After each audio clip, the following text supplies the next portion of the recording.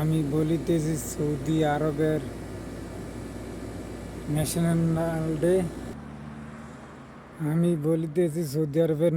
Day. আগামীকাল 23 তারিখে Saudi আরবের ন্যাশনাল ডে। তাদের দেশ সৌদি আরব স্বাধীন হয়েছে 23 তারিখে। এই দেশের সব কিছুর মধ্যে ন্যাশনাল ডে উপলক্ষে, স্বাধীনতা দিবসের উপলক্ষে সব কিছুর ভিতরে, সব জিনিসের উপরে ডিসকাউন্ট দিয়ে থাকে। একবারে ভুসিমালের দোকান হইতে মার্কেট যা আছে সব কিছুর ভিতরে, রেস্টুরেন্ট, খাবারের রেস্টুরেন্ট, বিভিন্ন রকমের যা এভরিথিং যা আছে সব কিছুর ভিতরে ডিসকাউন্ট দেওয়া হয়। আর এই দেশে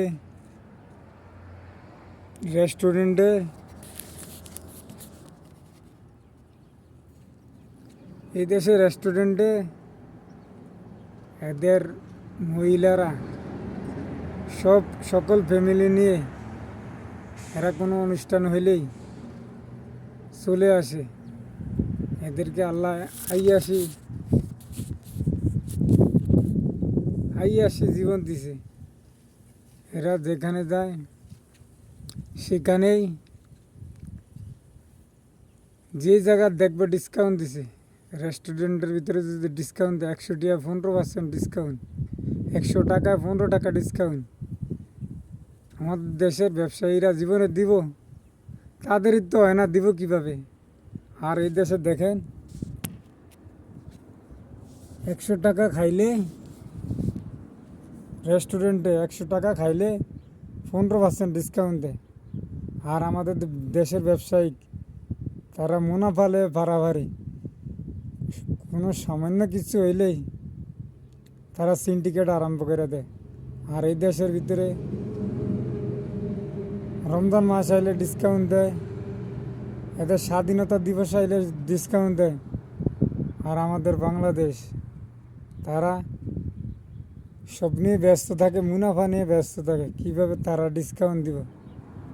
আর কিভাবে তাদেরকে হয় না, ব্যবসায়ীদের বড় বড় ব্যবসায়ীরা সিন্ডিকেট করে বয়ে দেয় বাইরে আমার দেশ।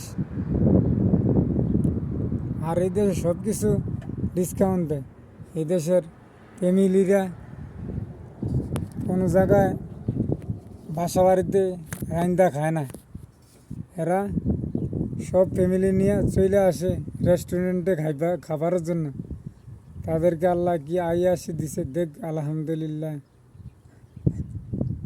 রেস্টুরেন্টের কাজ,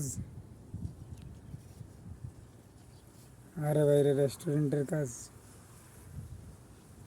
কি? রেস্টুরেন্টের কাজ বুঝছে কিভাবে কইবেন আর কমু খাওয়ার মতন না।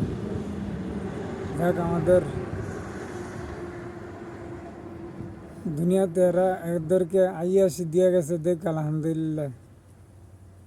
এটাই দেখেন, দুনিয়াতে কেউ খায়াব আছে আর কেউ না খায়া মারে। এটার নাম হয়েছে জীবন।